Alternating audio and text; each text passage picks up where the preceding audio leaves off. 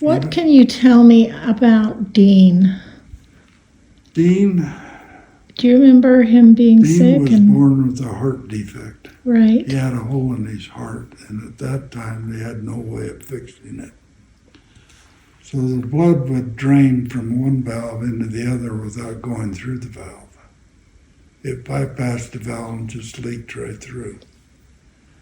And so as a result of that, he could not do anything strenuous. I remember my mother just telling Dean, you cannot do that. All his friends used to come to the house and say, come play with us. And this is when he was 10, 11, 12.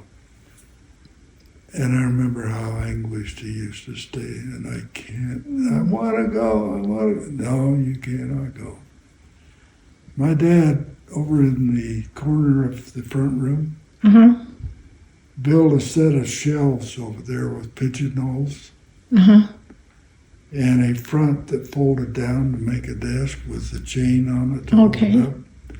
Underneath there were drawers for things. That was Dean's corner. That's where he went to do. He finally got a hobby of taking beads and stringing them, making different art pieces out of them, and bracelets and, the big wide ones, single, or necklaces or whatever. He wasn't a tough kid like me. Yeah. He was very frail. Black hair, beautiful black hair. And Glenn and Rhea decide they want to move to California. They're going down to San Diego. Blaine gets a job down there working for Consolidated Aircraft, making airplanes. Well, Blaine gets down there and he thinks, this is a pretty good job. So he gets hold of my dad, who's still working in the welding shop. He didn't like mechanic. Hands are too big. Yeah. So he goes down and gets a job, and he's great. He thinks that's just great. So my mom and I are still there in Mapleton with all the rest of the family, and he says, come with us. Well, your dad is senior in high school. Right. Junior and senior in high school. He doesn't want to go. Yeah. He went and lived with Grandma and Grandpa. I remember that. And he and Melvina and Christy Sorensen ran the grocery store. But Mom closes up the house. Thank heaven I never had any more cows to milk. And we go to California. We get down to California, no place to stay, so we stay in Rhea and Blaine's 2-bedroom house that they're renting. And now, was Dean with you there? Yeah. yeah, Dad was staying with Rhea and Blaine. There's no room in there for us. Here's this, I think I was in 2nd grade when that happened. And of course, Dean's gone junior high school. He's about 12, and Kathleen and I are in an elementary school. And the kids, Georgine and Mary Jo are not even in school. They're just little tykes. Yeah. Mary Jo was in their arms. Anyway, Dad finally rented a place out in Linda Vista, which is a housing development. And it wasn't a single house, it's what they call a duplex. Right. It was a house with 2 people living connected together. So Kathleen and I are going to the elementary school. Dean's going to a junior high school. He's 12, 13, 14. 13 probably. We come home from school one day, but in the meantime, the United States is hearing a lot of stories about Germany and a heck of a lot of stuff going on over in Japan and Okinawa and China and all of the Philippines. The Japanese are just marching from island to island, taking over, and we're hearing all of that. And so San Diego, being a naval base, is a prime target. Right. So San Diego and the whole West Coast gears up for a potential invasion. Uh-huh. And we're just sitting on edge down there, you know. And so at night, they'd have air raid sirens going off, you know. Shut your lights down if you've got a window. If you can't Black it pull out. the drapes and shut the light up, turn the lights off. They don't want anybody to see any light of any kind. Dad, driving home from consolidated aircraft, has to take the headlights and paint them and just leave a little slit, enough that he can see a car in front of him, but you can't see it from the air. Okay. And that's how, and he used to creep home Oh my after goodness. work, and we'd sit there waiting for him, looking out the window to see these slits of lights going. Man, I can remember all that. Just outside of Linda Vista is El Toro Marine Base. And of course, they're active. And they're training their pilots, and their pilots are going over our house and Yeah. dog fighting each other. So my dad comes home from work one day, and he went to school because they got a call from the principal. The kids then are no different than they are today, boys. And they just couldn't leave Dean alone because he was so frail, couldn't defend himself for any reason. And they tormented him too, constantly. Finally, one of these beat Dean up and just threshed him. And that's when my dad got the phone call, or I guess my mother did, went to school and brought Dean home.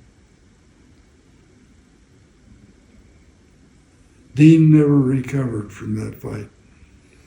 But I remember us in Linda Vista. And then came that fateful day of December 7th, Japan. 1941.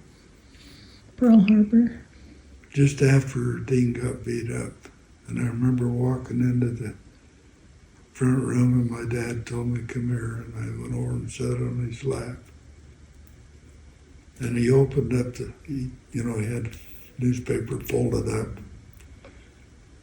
And the front page, WW, Roman numeral 2, the whole page. And then, of course, the rest of the story was about Pearl Harbor. And my dad said, you want to go home? Back to Utah. Yay! I was so tired of California, I'd done anything to go home. And he said, well, you don't have any chores here to do. You don't have anything to do here. You have a bathroom. You got a toilet. You got a sink. Your mom's got a kitchen. I mean, we have everything everybody has. Right. We go back home, cold water, no hot water, except what you can heat in the stove. You got to go back to doing your chores, cut the wood, kindling for the stove, kindling for the front room stove, clean out the ashes, clean out the clinkers, milk 2 cows, take care of the pigs, feed the chickens, and then you can go to bed. So That was my was day. Dean able to make the trip back home? Yeah, but we got home. Harold's still working the store with Melvin and Christy, but Dean is really in trouble. Yeah. But your dad lived downstairs in the fruit room. Remember the fruit room? Oh, it was scary. Well, that's where your dad lived. Oh, okay. And over on the north side of that room, there was a little window, remember? Yeah. Well, your dad had a bed, it was dirt floor, Yep. and of course, we flooded the basement a few times. But Mom put up a quilt to make him a room. That's where your dad slept. Your dad and I used to get out of that situation, go outside and sleep on a haystack during the entire summer.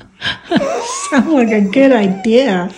We used to lay on the haystack and look up at the stars. And, oh, man, Amazing. we had a great time. I mean, I'm Amazing. just a little kid, and he's this big 10-year older Yep. brother than I am. Well, anyway, we get back from California. Harold and I are tired of sleeping that way. So we make a bed out in the storeroom on the north side of the grocery store where they used to store food to put out on the shelves. I don't even remember what the bed was made of, but it was better than anything else we had. And he and I are out there laying down in that bed, and I hear Mother crying, screaming at Kath. Well, the night before that, we had all been around Dean's bed. Dean had some fancy thing he had on his finger. He used to call it, it's like those Cracker Box prizes. He got it out of a Wheaties? Wheaties box.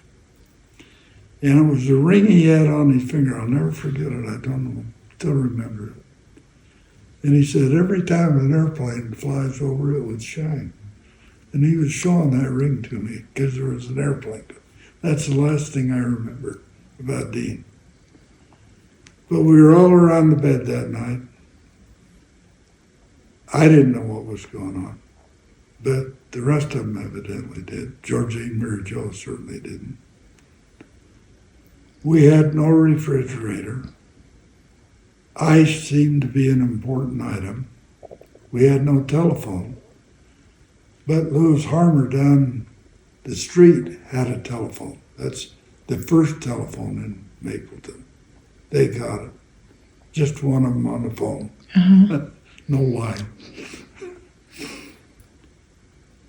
I remember laying there in that bed and my mother screaming, Kathleen, get to the Harmers. They had a refrigerator that made ice. We need that ice. And she just screaming, Kathleen, get to Harmers and get that ice. And of course we hear Kathleen going by. Harold gets up and he says, stay in bed, don't get up. I remember pushing me back down. I'll be back, you stay here. He gets up and goes to the house. Of course, they need a doctor. He beelines down to get the telephone, call Dr. Anderson to get him up there. But too late, Dean died. I think, if I remember laying there in that bed, I didn't know really what was going on, but. How old was Uncle Harold? What? How old was her dad? He was probably, He's probably 17, 18. But he runs down and gets the telephone, calls Dr. Anderson. And then eventually he comes back to bed and I say, Dean died, didn't he? I don't know why, but something Right. hit me in that bed. Well, the screaming and your brother running. Well, it all went quiet and no more screaming, lots of crying. How sorrowful. I remember the next day, our neighbor, the Harmers. Anyway, I'm out there in the backyard and Bliss comes over and we're pontificating about death. And I remember one kid in our group said, well, my dad died. That's before that. And I saw his spirit go to heaven. So I'm looking around trying to see. Oh, I didn't see any spirits, but I was sure looking. But I'm only second grade, yeah. But those were tender times. Yeah, they were. Dean goodness. was 14 years old when he Right. died. And again, that hit my mother. That was before your dad got, that was really hard on her. Well, that, your dad She going had to war. worked so hard to keep him alive and functioning and restricting him. It just took a toll on her. Yeah. But Took a while to get over that, too. That really hit our family hard.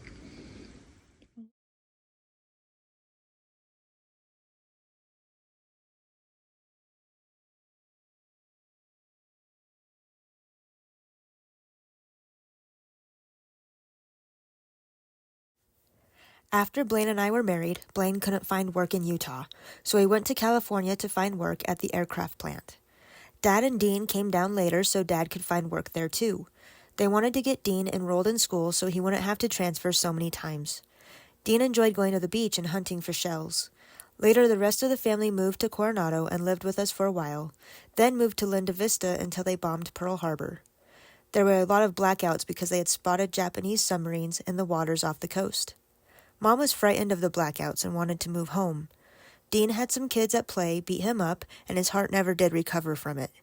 Mom wanted to take Dean back to their doctor in Springville, even though the doctor in California said he would never be able to take the altitude in Utah, with his heart as bad as it was. She was sure her doctor could cure Dean. They moved back to Mapleton, and Dean died a few months later. Dean liked to draw pictures of girls in evening gowns. He spent a lot of time drawing because he couldn't get out and play like the other kids because of his heart problem.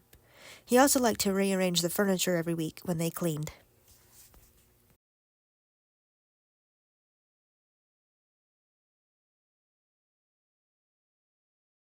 Harold Gividen Memories of Dean Gividen, his brother. Concerning Dean, he and I were really close as he was just younger than me. He had a bad heart as long as I can remember, and I can still hear how hard that heart would pound during the night as we usually slept together. He was a very talented young man, especially with art and writing. His penmanship was really great, and he had a special way of expressing himself. He really did enjoy living in California while Dad worked there and seemed to be a lot healthier. I really lost a friend when his heart finally failed him at age 14.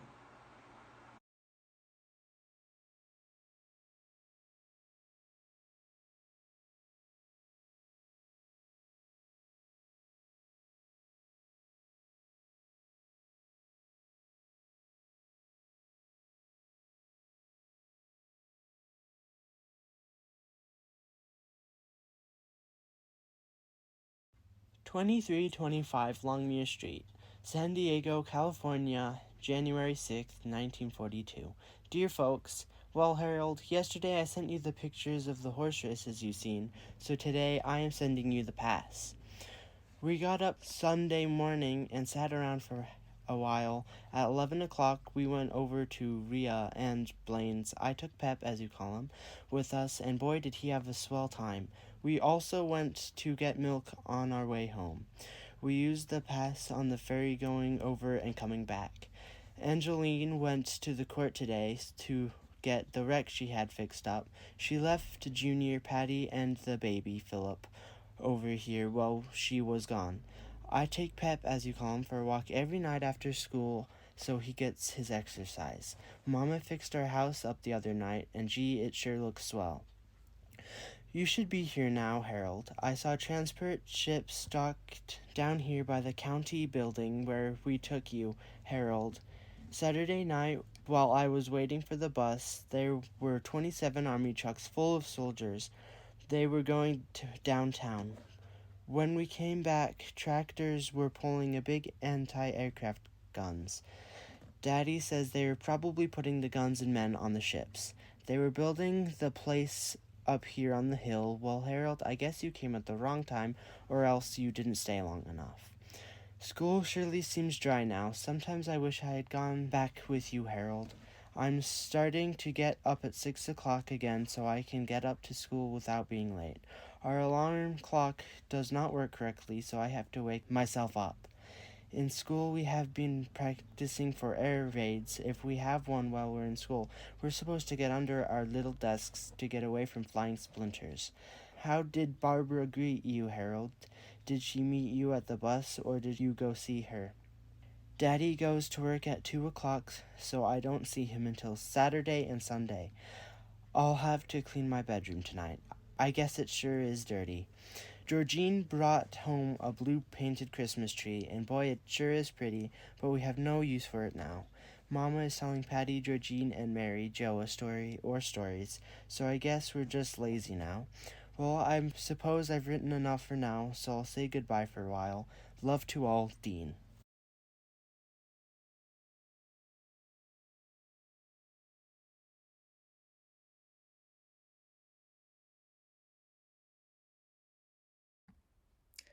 Dean was 3 years older than me. The first I remember about him was that he was my big brother, and he always looked out after me when he was home. He spent a lot of time over at Grandpa and Grandma Gividen's because of his health. Dean was the fourth child born to James Vance and Annie Lucille Beck Gividen. When he was born, he had a problem with his heart. He had to take it easy and wasn't able to do all the things that the other boys were able to do. Because of this problem, he learned to be quite domestic. He loved to cook. He used to make the best chocolate cake with 7-minute frosting. It was not a dripper cake either, but a layer cake with frosting all over. I remember how good it tasted while the frosting was still fresh and a little bit warm. Dean used to use a needle and thread to sew bows made out of ribbons and lace for my hair. He would gather, pleat, and do whatever he wanted to make these beautiful, big, pretty bows for my hair. Dean loved to draw and would design beautiful gowns and outfits for my paper dolls.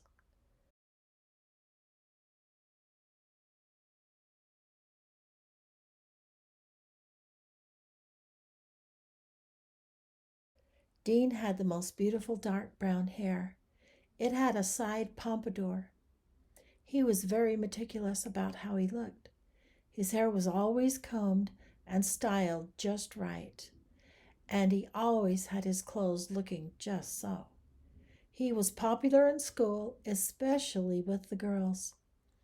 I remember one special birthday party that Mom had for Dean. The room was full of all his schoolmates. The chairs were all arranged in a circle, and the girls were sitting on the chairs, and the boys were standing behind the chairs. There would always be one less girl than boy. That meant an empty chair. The object of the game was for the boy standing behind the empty chair to wink at a girl, and she would have to move to his empty chair without the boy behind her tapping her on the back.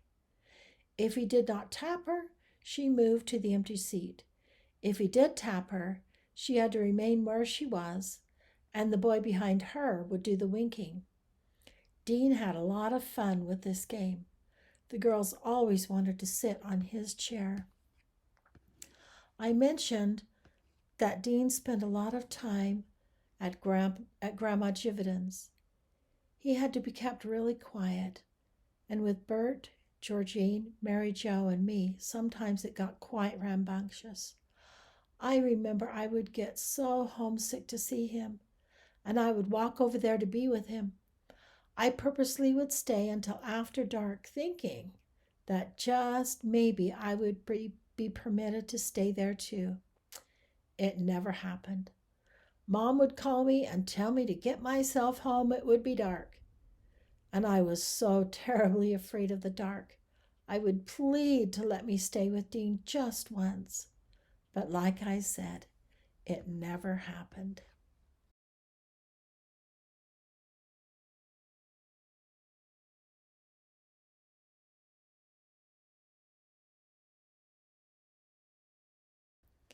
Rhea and Blaine moved to California. Dad went down and worked with Consolidated Aircraft Company. This was in the fall of 1941. Dad took Dean down with him, and they both lived with Rhea and Blaine in Coronado, California, across the bay from San Diego. They both liked it. Dad really liked his work. Dad missed the rest of the family, so he sent for Mom and the rest of us. We rode the bus from Springville to San Diego. It was quite a journey in itself. We loved California. It was so good to be with Dean and Dad again. We lived with Rhea and Blaine for a while. Then Dad heard about housing in Linda Vista, and consequently we moved there. It was a lot of fun to go with Dean to the beach and play. He really felt so much better when we were in California. He loved being there with Rhea and Blaine. It was too bad the war came along and spoiled it for him.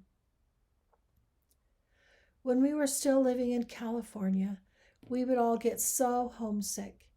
Mom would gather all of us around the kitchen table, and we would draw maps of the streets of Mapleton and then play, "Where are you?"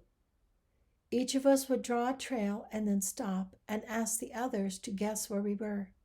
Dean loved this game because he was the oldest and knew more places than the rest of us. In Mapleton, I remember one day Dean was down to Cornell Bink's house playing, and it began to rain. It was literally a downpour. I can still see Dean coming home, riding his bicycle, and he was drenched. He took a chill and was sick for quite some time. Dad and Mom had a 4-poster bed that they slept in, and on either post was a round ball you could take off. Dean and I used to pretend a lot together. We would ride the posts, he on one end and me on the other, like we were riding horses. We would only stop long enough to write a note to each other, leaving clues as to where we were riding to. It was such a fun game, and we played it a lot. That old postal bed had a lot of fond memories for he and I. Dean had a lot of friends, and he was well liked at school. He had 2 girls that especially liked him. One was Beth Everett, and the other was Ruth Shepherd. To this day, Ruth still talks about Dean and how handsome he was and how much everyone liked him, especially her. But Dean really liked Beth a lot. Back when we were growing up, we used to have a program where you could save ice cream wrappers. You could save so many and send back for things. I remember that Dean did this a lot because we had the store. He had access to everyone that bought ice cream bars. If they didn't want the wrappers, they would give them to Dean. He ordered a Mickey Mouse wristwatch and a harmonica. He was so proud of them because he got them by himself and didn't have to have Dad buy them for him. I still have those treasures in my treasures.